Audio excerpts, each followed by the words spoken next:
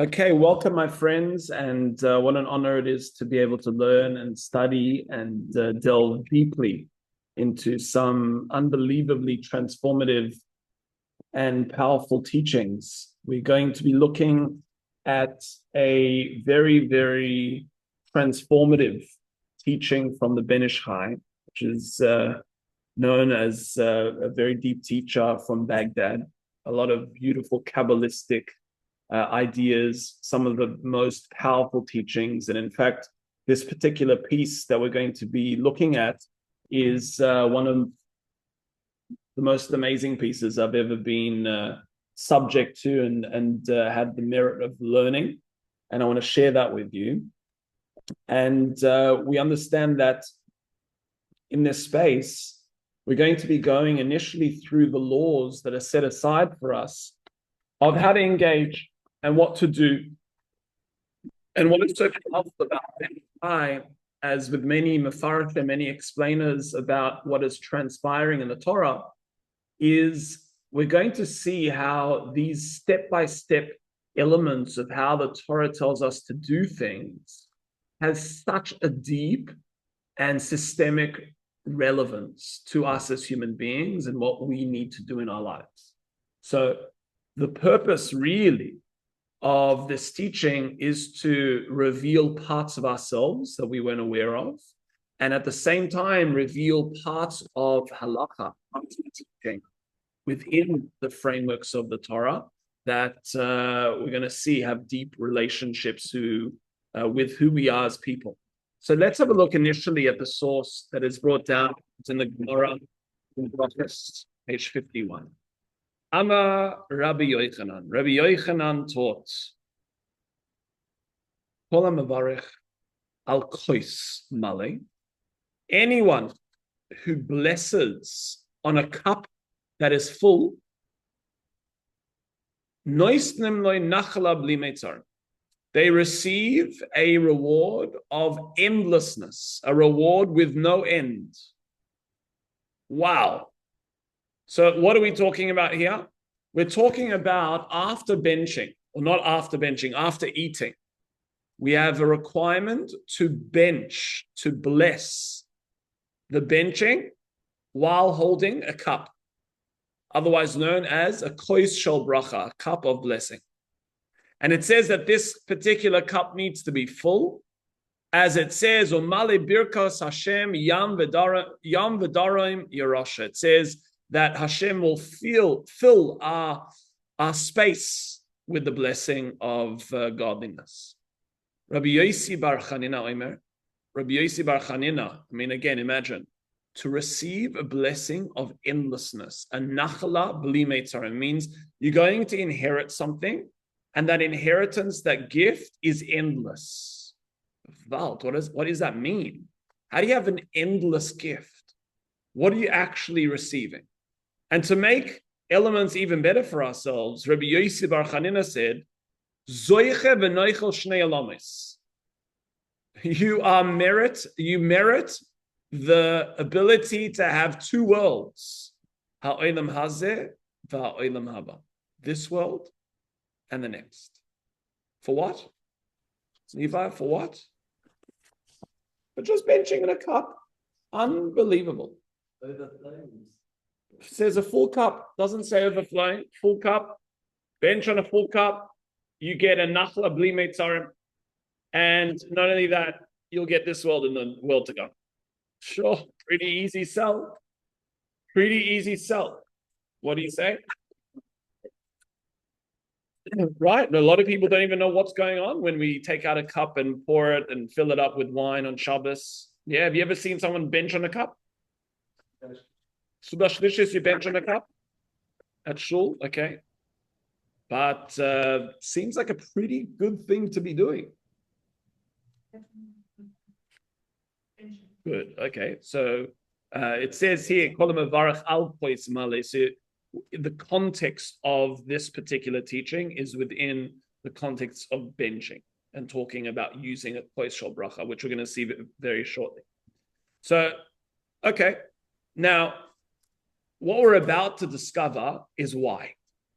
Why is it that this process of benching on a cup is going to give you endless inheritance and is going to give you this world, which means presence, which means connectivity, which means enjoyment, which means living?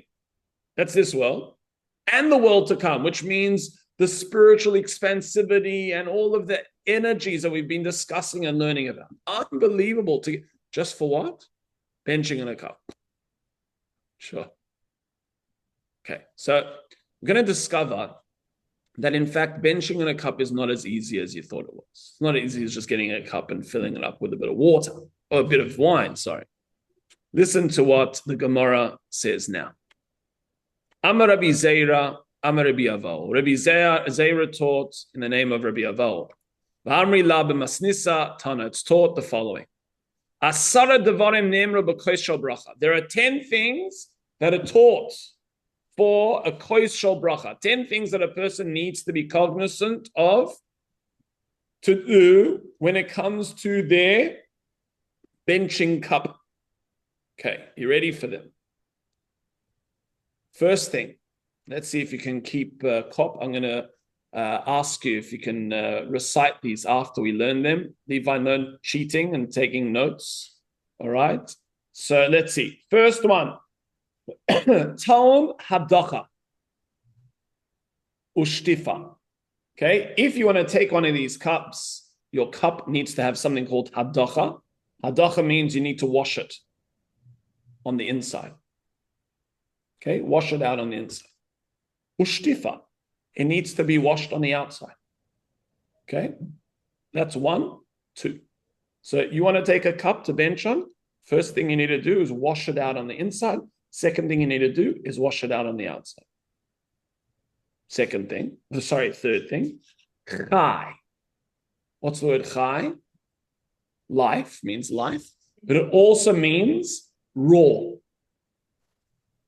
You need to put the wine in when it is raw. What does raw wine look like? It's undiluted wine. So back in the day, they used to have very, very powerfully potent wine, and that wine was almost like a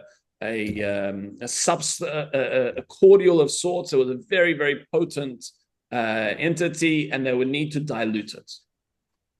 So that is the third aspect. You put in raw wine, undiluted wine, and then there is a period of time that you actually meant to pour a little bit of water in to dilute it. That's more the Kabbalah. We're going to know this is simple halacha here at this point in time. The water we're going to see is brought down later. It's actually pour a little bit of water in. Umale, it has to be a full cup. Now, what's interesting here is if you're going to be diluting a little bit of water into the raw wine, it must be there's a little bit of space there, isn't there, in the cup? So what we're gathering from this is a full cup is actually not to the brim. That's not the definition of a full cup. A full cup means like a gazunta cup. Yeah, it's up to the top. You look at it, that's a gazunta amount of wine. You know, that's what it means, a full cup. Okay, so we've got 4 things so far. Fourth one was full. Then we have something called itur and ituf. Okay, itur is adorning, and ituf means surrounding. Adorning and surrounding. How do you adorn a cup, and how do you surround a cup? All right, let's leave that as a question mark for now. That is 6 and 7. Is that no? That's 5 and 6. Apologies. Then the 8th one. Sorry, the 7th one and the 8th one is noitloi b'shtei yadav. You need to pick up the cup with both of your hands. V'noisnoi b'yamin, and then you need to place it into your right hand. So you pick it up with 2 hands, and then you position it into your right hand. Right? Then megbioi min hakarka tefach. You need to raise the cup off the table, a tefach. How much is a tefach? Handbreadth, but it's really 4 fingers. Okay, 4 fingers off the table. So your cup has to be raised like that. You see people benching with a cup and they hold on to it and still like semi near the table. Not good. Yeah, that's. But that's off the floor, though. Well, here it's a reference to when they used to sit on the floor to eat. But here, when it comes to a table, it needs to be 4 finger breadths off the table. That's called a tefach. Then the 10th one is v'noisen einoi boy. You need to look into the cup when you're benching. You need to look into the cup. There's a caveat here, an extra one. The 11th is v'yesh oimrim af meshagroi b'matana le'anshe beisa. You have to send it as a gift to the individuals of your home, a reference to your wife.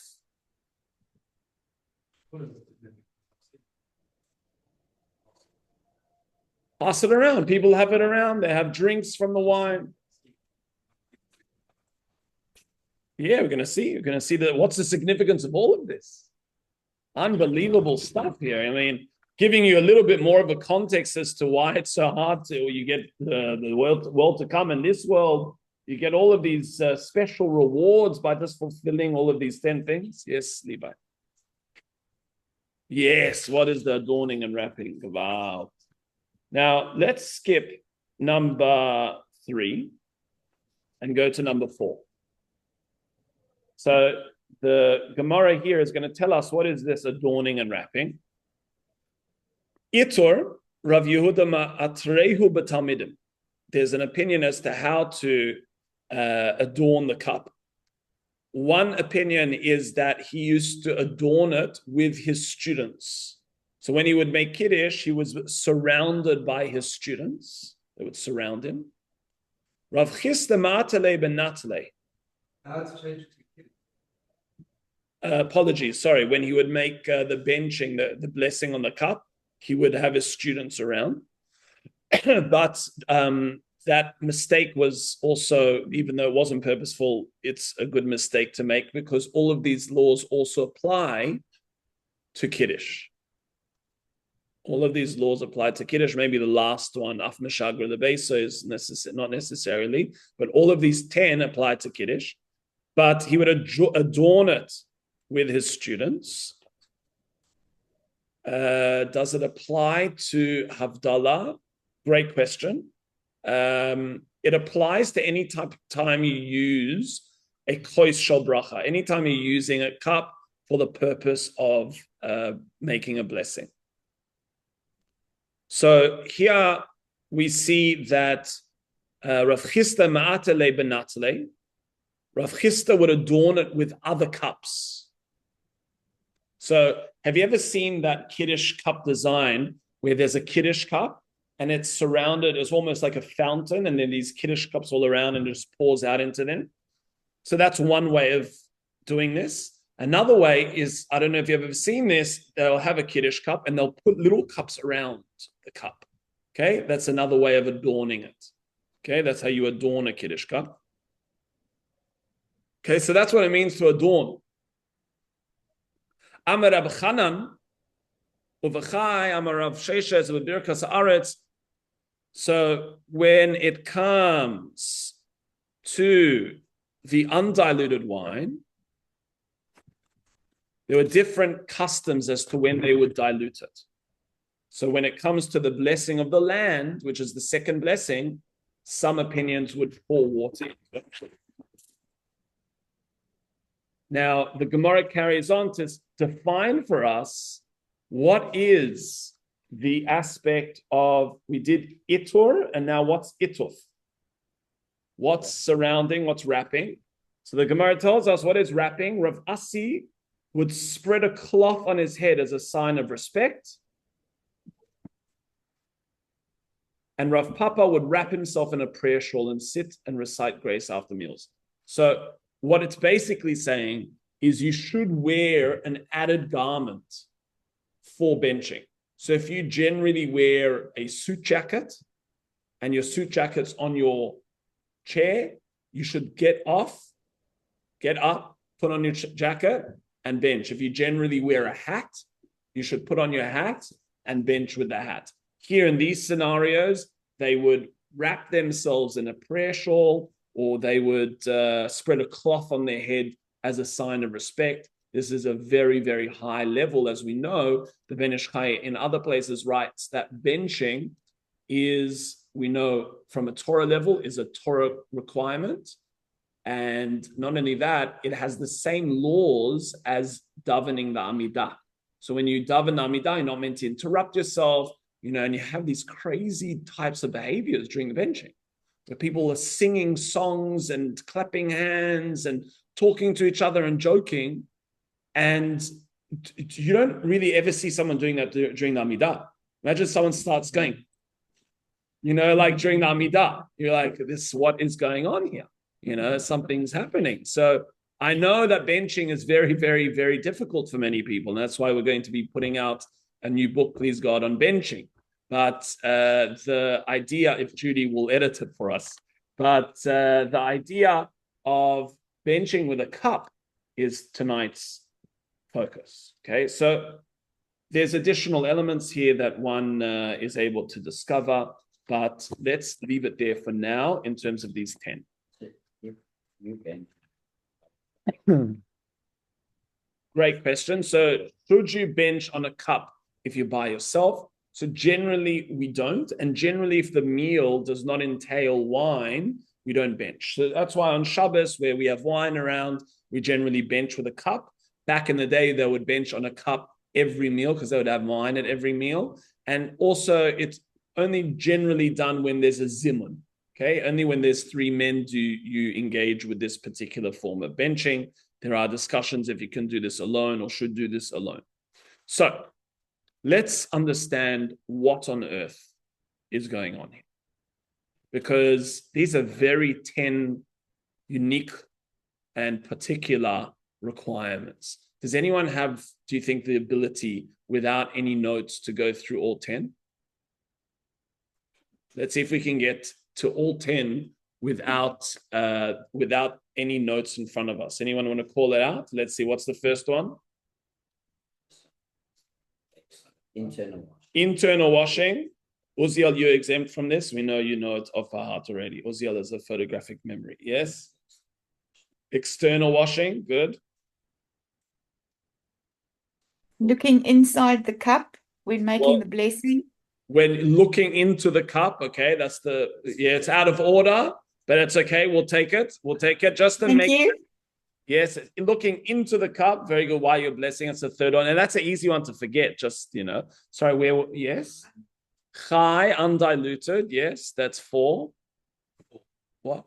A full cup, that's 5. Wrapping yourself in the Torah. Nice, wrapping yourself, ituf. So you're wrapping yourself with some type of garment, and then adorning or having something, either the students around you or cups around you, picking up with 2 hands, moving it to your right hand. We got 1 left. 4 fingers above the table. Wow. I'm not looking at the notes. Very good. Yeah, I guess the guys at home, it's, we don't know. We don't know if you're looking at the notes here, but I'm not looking at the notes. We'll give that one to you there, Jacqueline. We'll give it to you. Very good. So that's the 10. Excellent picking it up off and the 11th one, is the cherry on the top, is to send it off to the family members. Okay, that's the number 11.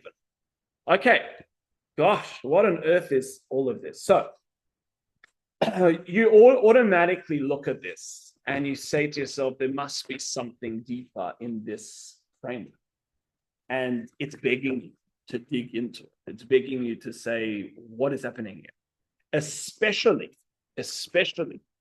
that we know that Kabbalistically, the Kiddush cup represents every single one of us. And the Kiddush cup is referred to as body. It's represented, or it represents the self. And every single one of us want to be a Kiddush cup. We want to become a vessel for holiness, which is what the Kiddush cup represents, or the benching cup represents. And what the Ben Ish Chai explains to us is that this is a 10-part process of turning yourself into a vessel for spirituality. You want to understand the 10 steps, 11 if you can really get there. You want to understand the 10 steps of how to become a vessel for holiness. It is all found in these particular steps. Now, just to ask you to hold your horses here, if you look at source number 3, source number 3 says, Amar Rabbi Yochanan taught, Anu ein lanu eila arba bilvad. Rabbi Yochanan. Now, Rabbi Yochanan was not just General Joe. Rabbi Yochanan was heavy-duty spiritual energy. He said, we only have 4. What are those 4? We only have hadacha, shtifa. We only have washing on the inside, washing on the outside, or rinsing on the outside. We only have chai, and we only have umale, raw or live wine and full cup. The rest, we didn't do. Rest, we didn't pay attention to.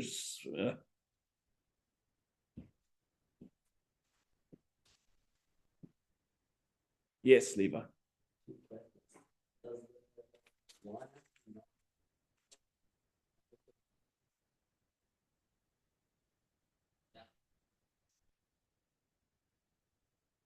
It's not a reference to people that are being around you for a zimun. It seems that it's more particular to having students around you. So the meal that you're at is a meal that there's engagement with study and engagement with learning.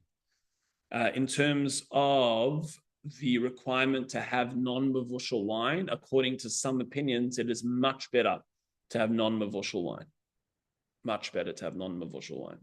According to some opinions, you don't even fulfill your obligation if it's mevushal. But there's other issues associated with non-mevushal wine. Okay, so what I've done is I've actually condensed the teaching of the Ben Ish Chai for you. I'm happy to send you the actual source, but we're going to go through the 10 steps of the Ben Ish Chai. I would say maybe 1 or 2 of the steps I've taken a little bit of poetic license to expand it into some other potential elements that we can grasp onto. Yeah, any questions before we start the Ben Ish Chai? Rabbi Yochanan says this because he says he couldn't get to the other levels.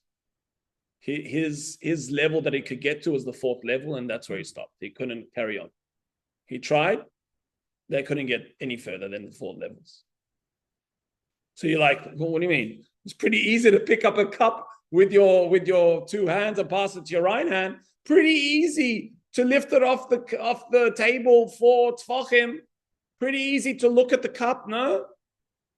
Pretty easy. So the Ben Ish Chai says, this stuff that we've just mentioned takes every single step takes some serious spiritual work to engage with if you want to fulfill it properly. To the extent that even Rabbi Yochanan only got to the 4th level and stopped there.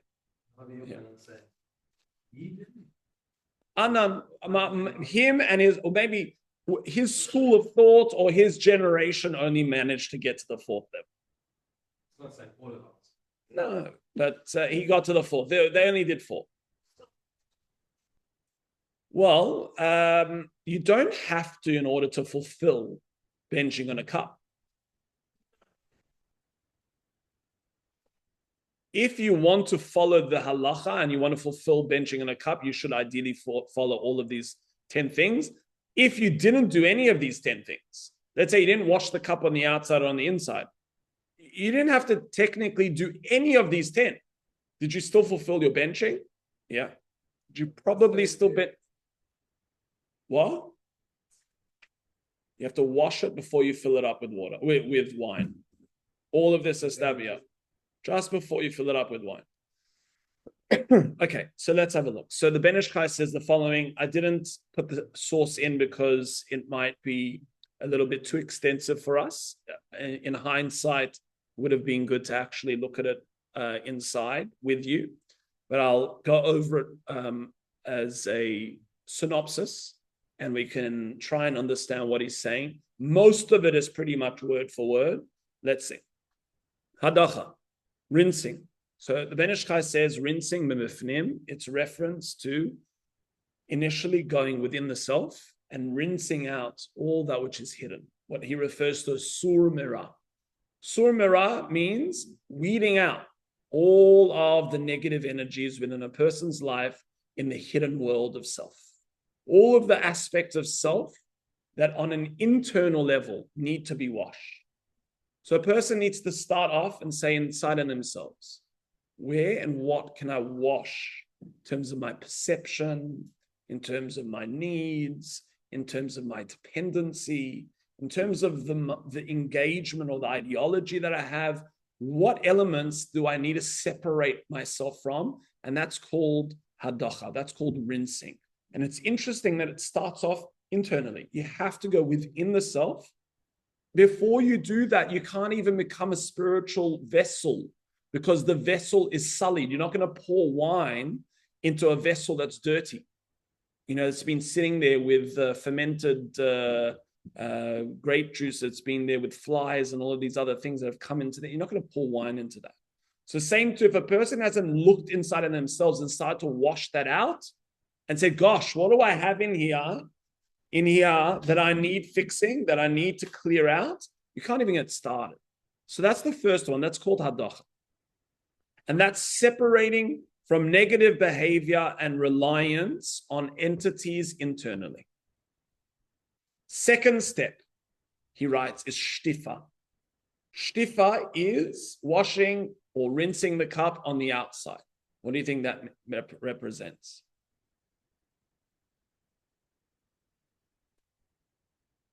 That's a pretty easy deduction, that one. If the inside of the cup represents the internal self, the outside of the cup represents the external self. So in terms of one's visible behavior, external engagement, how do they interact with people? How do they behave outside in the world? What are their engagements on an external manifest level in this world? Understand? Right. It's a very, yes, exactly. And that's this power that it's not enough to just have shtifa. It doesn't say go and rinse your cup on the outside. It says hadocha v'shtifa. You have to rinse the cup out on the inside and then go to the cup on the outside. It's very easy for people to start with the external modes of interacting, but their internal modes are very, very, very convoluted, very detached from reality. So what we're seeing here is that it's really starting off with the internal self, then it's coming out into the external self. Okay, so those are the two aspects. Now, it's not enough to have one and not the other. It's not enough to just be a person that says, you know what, internally I work on myself. Internally, I'm such a good person. I just focus on not being jealous. I just focus on not wanting a lot. I just focus on being positive, right? And what about your external actions? You engaging with any of that? How are you in terms of your behavior, in terms of what you eat? How are you in terms of your behavior, in terms of where you go? How are you in terms of actually limiting the externality and your dependency externally?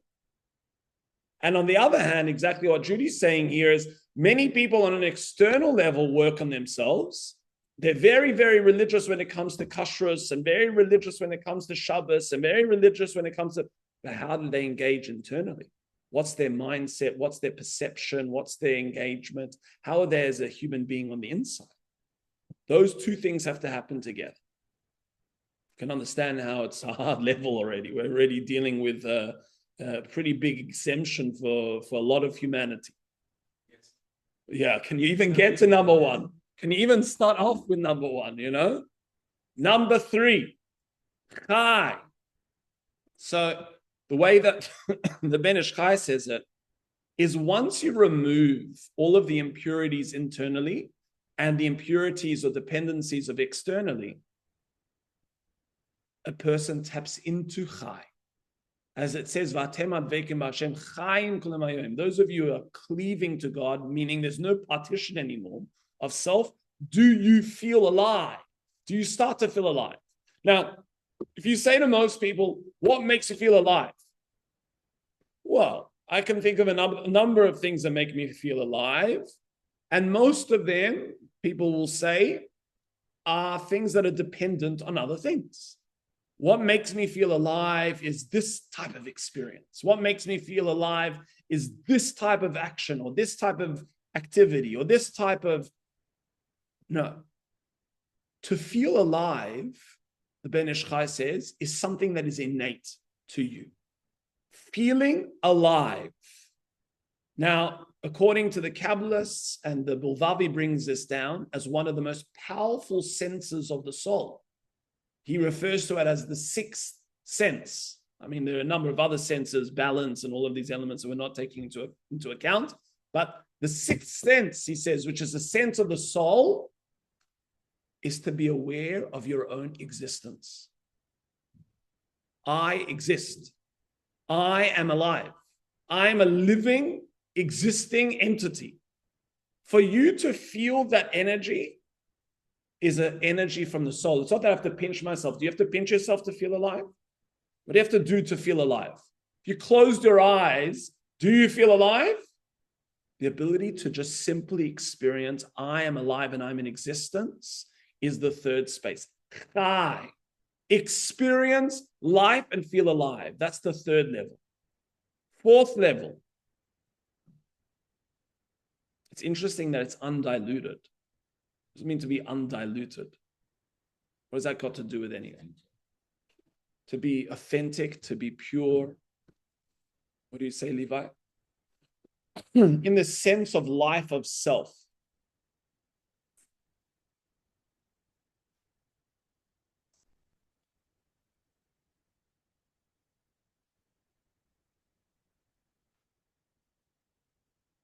If you think about dilution is when you are taking something external that's coming into you and it's diluting your experience of feeling alive. Now, what he's saying here is stop diluting yourself. You don't have to dilute yourself.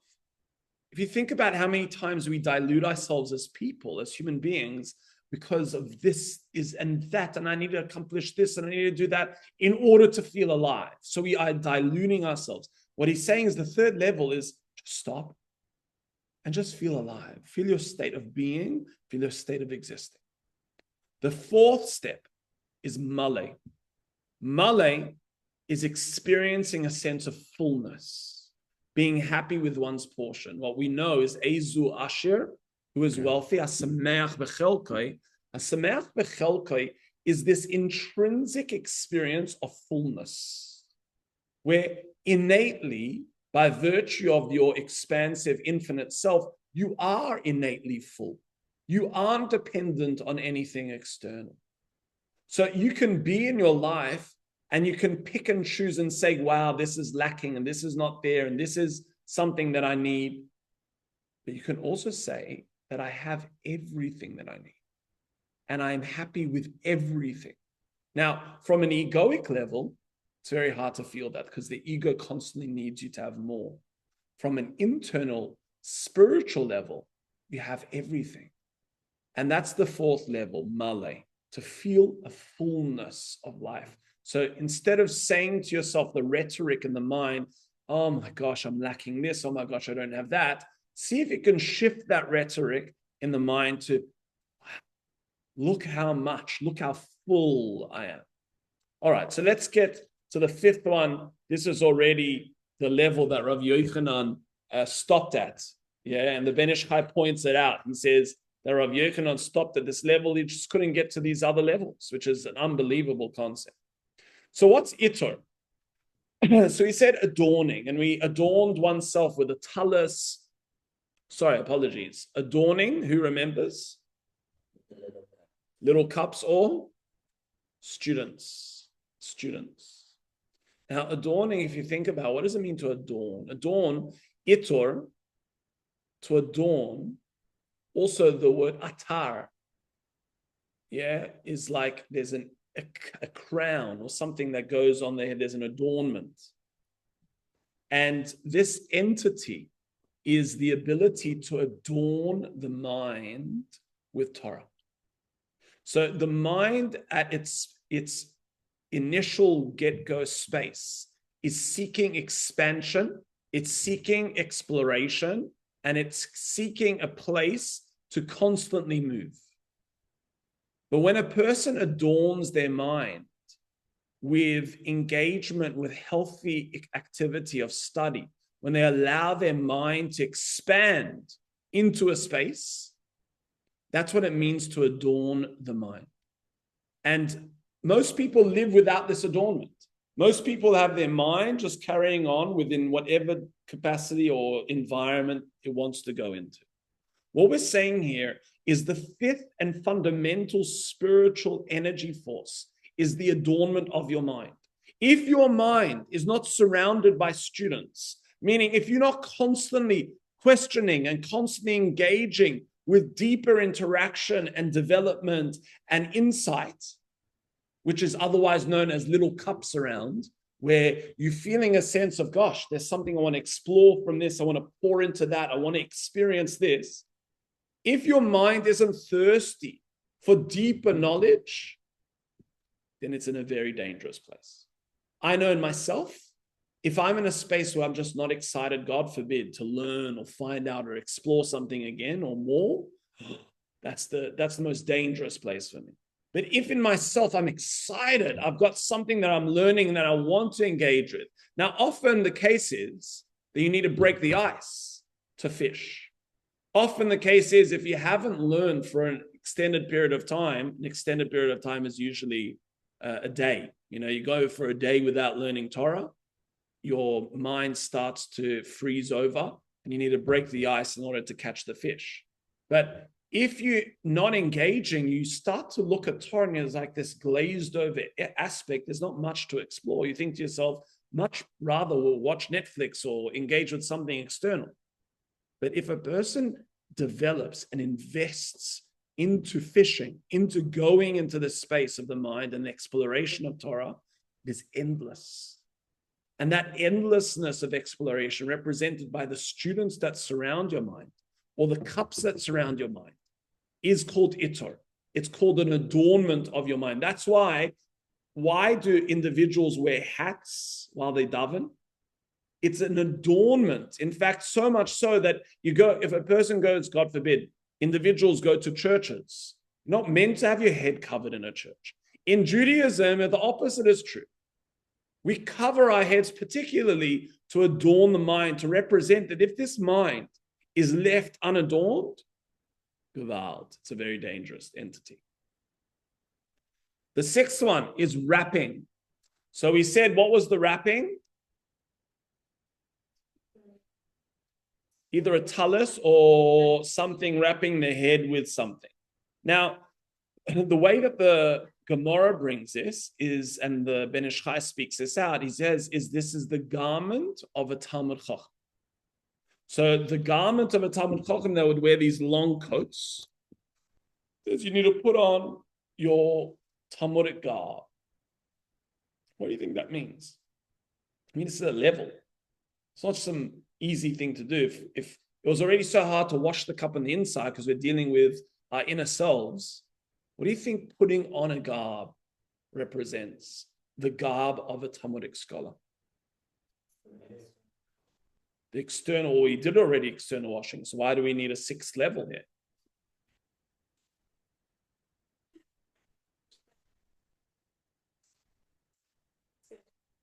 Yes, they do, but what does this set represent?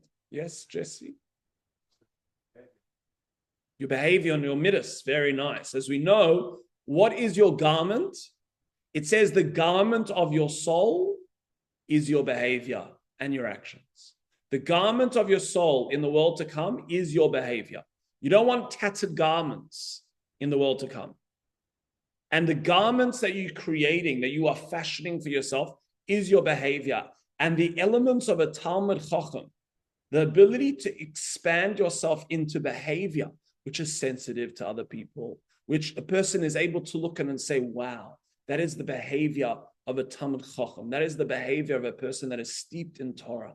That sensitivity, that patience, non-egoic behavior, that ability to engage with warmth, with love. That is a very, very important level here that comes after the adornment of the mind.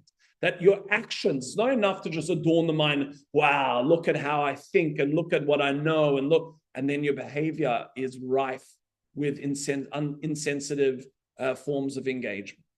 That's not the behavior of a Talmid Chacham. And the sixth level is that energy force, to be cognizant of how you are perceived and how you're able to perceive, and how you're able to give off that energy. Then the seventh is to pick it up with two hands. Why do you need to pick it up with two hands? So according to Kabbalah, what do your hands represent? Yes, Eitan? Chesed and Gvura, your two hands, we know, represent two different energy forces. Your left hand represents judgment or boundary, and your right hand represents love and connection and compassion. All of these aspects of wanting to connect and be loving and kind. So now, these two energy forces need to coexist in a person's life. You need to come to something with both of them. What does that mean, to come to something with both of them?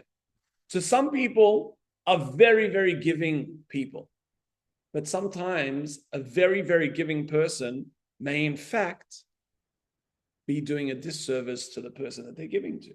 If you are very, very giving, because that's your energy and you just want to keep on giving, you could actually be suffocating that person. You could actually be smothering that person. You could actually be doing a disservice to that person. It's not the right form. It's not the time to give. It's not the space for that person, for themselves to develop. Sometimes that individual needs to develop in their own individuality or independence. So what are you giving to them for? Then on the other hand, you have discipline. And a person is able to taper off that effect of giving with healthy disciplines. That's why they're coming in together. On the other hand, you have an individual that's very, very disciplined, very pragmatic, very boundaried. Now, if you don't have that with a healthy mix of love and a healthy mix of connection and a healthy mix of understanding of what that space of chesed is, that's also a very unhealthy space. So the initial space is to balance those two energies in your life. How are you balancing that in your life? But the seventh level, after the seventh level, is you place it into your right hand. Why? The Ben Ish Chai says that you always, after that balance, after you've approached any scenario and you've balanced off the giving with the boundary and the boundary with the giving, you then need to always lean towards the energy of compassion and love. That is your go-to. The eighth level is the go-to level for interaction. A person needs to have a smile. A person needs to be engaging. A person needs to be warm. A person needs to have that energy force of caring. That's this level of number 8. Now we get to number 9 and 10. What's number 9 and 10? So number 9, we said you have to lift it 4 tfachim off the ground. So the Ben Ish Chai starts to get very Kabbalistic here. And he tells us, what is the significance of 4? So the significance of 4, we know, is there's 4 oilamos. There's 4 worlds. Okay? 4 worlds of Atzilus, Bria, Yitzira, Asiya. So these are 4 levels of engagement. You might be able to see it here on our beautiful artwork.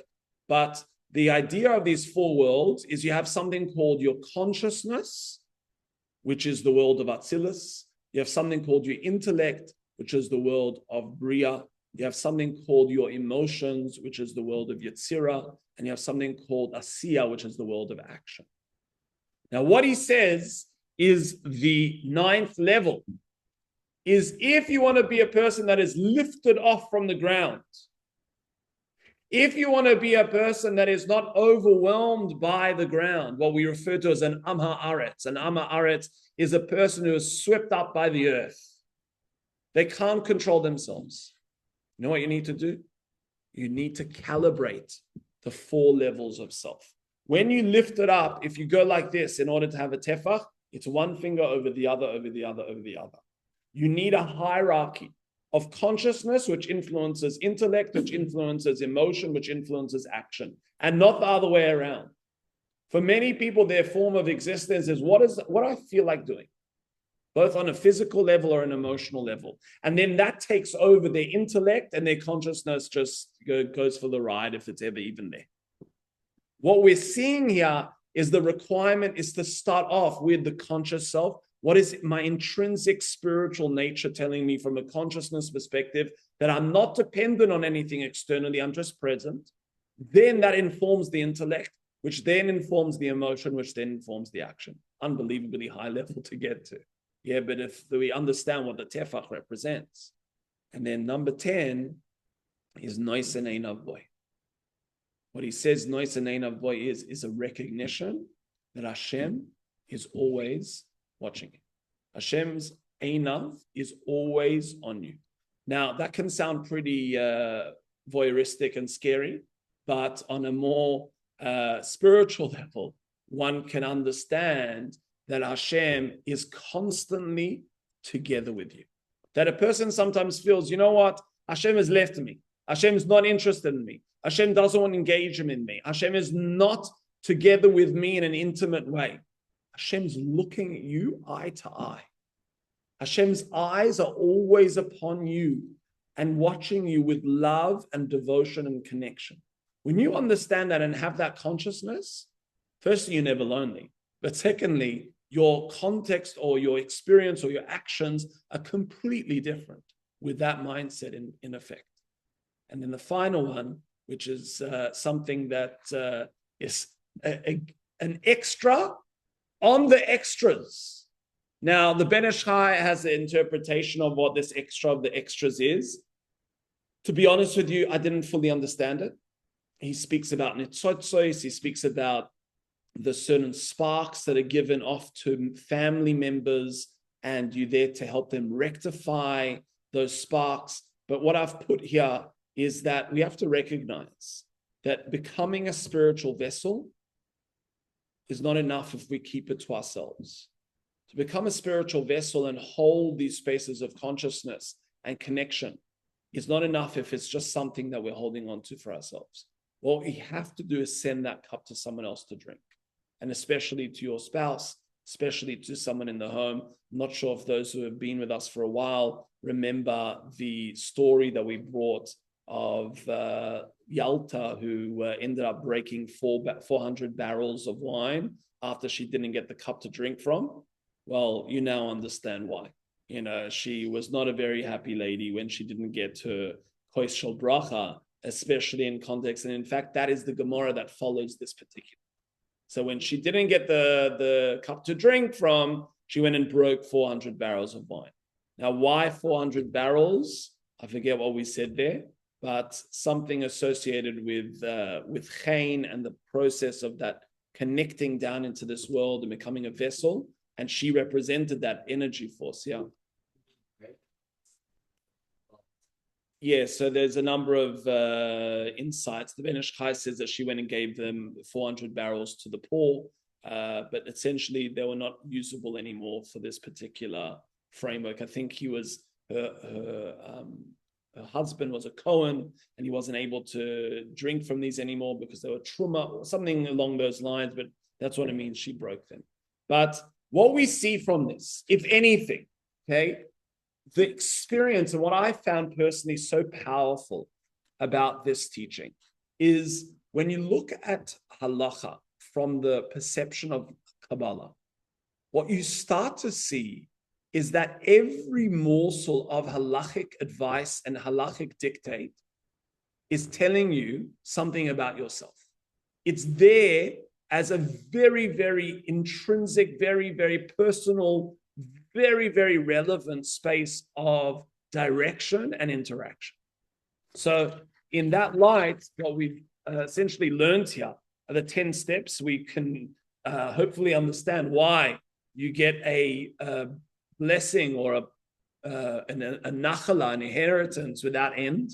Because if you are an individual that's able to clean yourself out on the inside of all of the muck and all of the negative perceptions and all of the dependency internally, and you're able to clean yourself on the outside and consider what actions am I dependent on externally, what elements of self can I not let go of, and then you're able to feel alive.